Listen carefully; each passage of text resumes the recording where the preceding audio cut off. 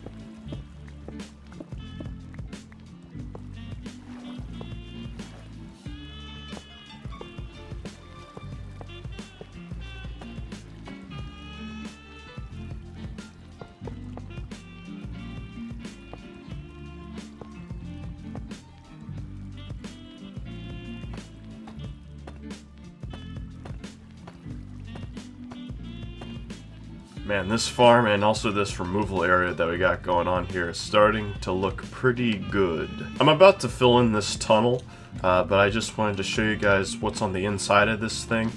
And then also this contraption with the open fence gates and the water on the ceiling. So if you all don't already know, spiders really like to climb on this game.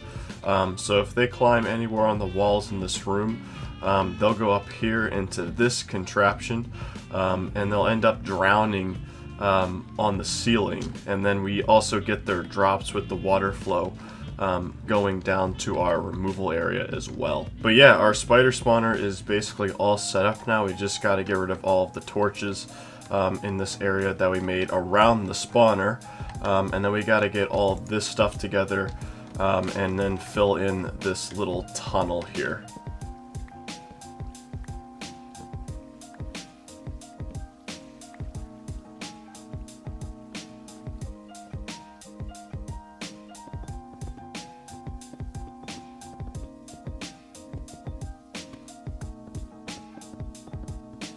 Alrighty, so this farm is now fully operational, and we're already starting to get a lot of string and spider eyes, as you can probably see here. I also filled in this tunnel that was right here originally, and now I'm going to probably empty out all of these that I used to hollow out the area, and probably get more materials to try and fill in this removal area room in. But yeah, just doing this room is all we have left to do.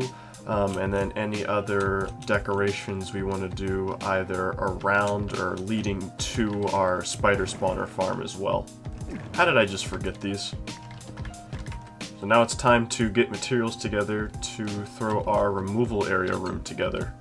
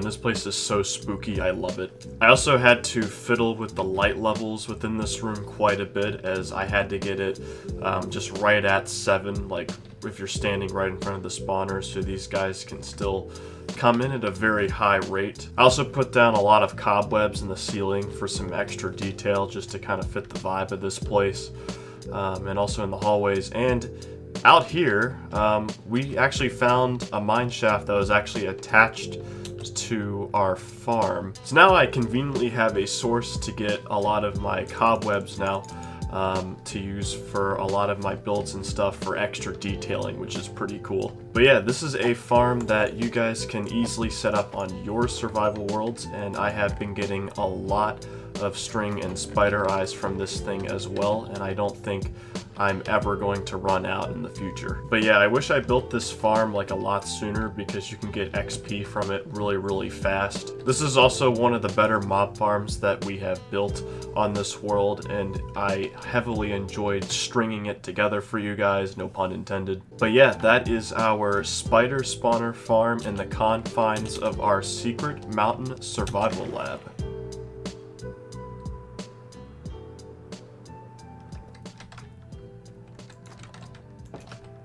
In the next episode, we're going to be building something relatively on the shorter side, like this episode, in honor of the first day of summer, and that's going to be our busy bee farm. So we're going to be building like an automatic greenhouse type farm that will produce honey and honeycomb within my world. And one item in particular that I've wanted to have, that I would think would fit with the aesthetic of my builds within my snow biome quite well, is candles. And I haven't had access to honey or honeycomb within my world, so I think next episode is the perfect time to try and build that up.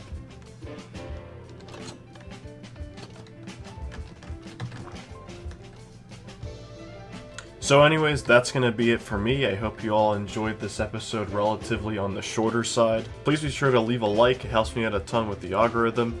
Subscribe if you're new, and turn on those post notifications to stay updated. And also comment down below, that's also greatly appreciated. The link to join my public Discord is in the description below. And I will see you guys all in the next one, where we do our busy bee farm. As always, take care. Water can flow or it can crash. Be water